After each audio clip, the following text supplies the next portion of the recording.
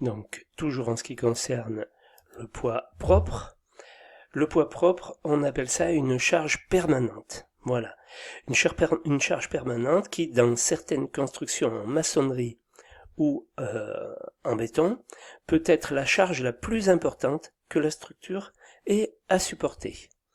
Les planchers, les plafonds, les matériaux d'isolation sont inclus dans le poids propre. Il en est de même pour les cloisons, bien qu'il soit possible de les modifier ou de les déplacer.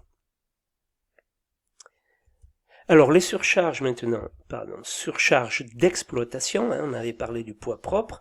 Le deuxième type de charge, c'est la surcharge d'exploitation. Donc indépendamment de son poids propre, une structure doit supporter un grand nombre de surcharges dites d'exploitation. Êtres humains, meubles, matériel de toutes sortes et marchandises. Ces charges non permanentes peuvent être déplacées d'un endroit à l'autre sur un plancher ou le long d'une poutre, et leur valeur peut changer. Un aquarium vide, un aquarium plein, ça va pas peser, par exemple, le même poids, ou une bibliothèque vide et une bibliothèque pleine, ça va pas représenter la même surcharge d'exploitation.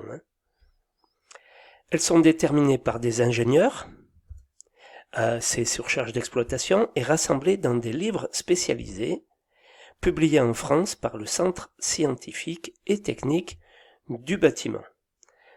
Alors, on en a calculé une moyenne, il faut bien partir de quelque chose, donc on a fait une moyenne pondérée, c'est-à-dire qu'on a regardé en moyenne haute, plutôt en prenant des précautions, en prenant un coefficient de sécurité, quelle était la surcharge d'exploitation pour chaque type de plancher, par exemple.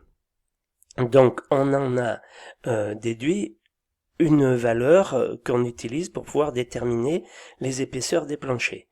Donc pour un logement, donc comble aménageable, c'est-à-dire si dans les combles on décide de construire des chambres, une salle de jeu, une salle de bain ou des pièces de ce genre-là, donc ça devient du logement, tout ça, donc là, nous donne une valeur de la charge d'exploitation de 150 décanewtons par mètre carré. Un décanewton, c'est l'unité utilisée dans le bâtiment, et un décanewton équivaut à 1 kg. Donc 150 kg par mètre carré ou 150 décanewtons par mètre carré, c'est la même chose. Pour les balcons, bon, mais forcément, là, on va prendre des précautions, donc on va considérer une valeur de 350 décanewtons par mètre carré. Pour des escaliers ou le hall d'entrée d'un immeuble, 250 décanewtons par mètre carré, parce que là, on risque de promener, des meubles, lors de déménagement et autres, donc ça va être il va y avoir des charges plus concentrées que dans un logement une fois en place, ou une fois ces meubles en place. Combles non aménageables et non accessibles, dont l'utilisation n'est pas prévue, donc pour plus tard, 100 décanewtons par mètre carré. Les greniers, 250 décanewtons par mètre carré, parce qu'on vient y stocker des matériaux ou autres, Et les caves, 250 décanewtons par mètre carré, toujours pareil, parce que dans les caves, on va y venir stocker divers éléments. Voilà.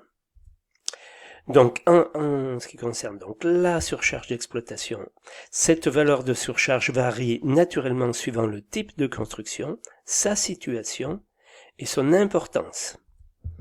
Il est bien évident que la surcharge d'exploitation d'un entrepôt sera nettement supérieure à celle d'un appartement.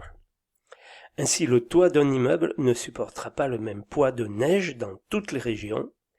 Quant aux espaces publics d'un bâtiment, l'entrée, les couloirs, salles de conférence, restaurants, ils seront prévus pour supporter une surcharge d'exploitation supérieure à celle des espaces privés.